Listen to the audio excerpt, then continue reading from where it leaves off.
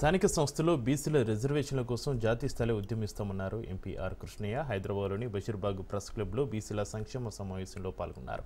సభ వేదికగా చట్టసభలో బీసీలకు 50% రిజర్వేషన్ల సాధన కోసం హలో బీసీ చలో ఢిల్లీకు పిలుపునిచ్చారు ఆర్ కృష్ణయ్య. ఈ నెల 10న ఢిల్లీలోని కాన్స్టిట్యూషన్ క్లబ్లో బీసీల డిమాండ్లపై సెమినార్ నిర్వహిస్తామన్నారు.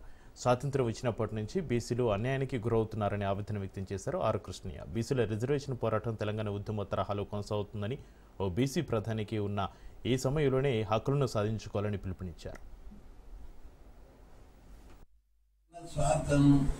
స్వలాభం చూసుకుంటారు.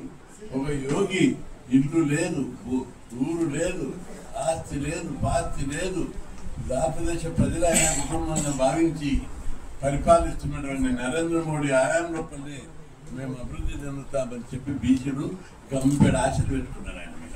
కాబట్టి ఈయనపై అమ్మాయినా అడగంది అన్నం పెట్టారు.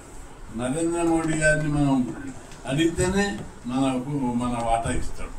కాబట్టి చట్టసభలో రిజర్వేషన్లు పెట్టాలని, జనాభా ప్రకారం విద్య, ఉద్యోగ, స్థానిక సంస్థల్లో రాజకీయ రిజర్వేషన్లలో బీసీల వాటా బీసీలకు ఇవ్వాలని ఉద్దేశంతోనే కులగణన లెక్కలు నరేంద్ర మోడీ ప్రభుత్వం అనౌన్స్ చేసింది. ఇప్పుడు మన వాటా తీసుకునే సమయం ఆసన్నమైంది.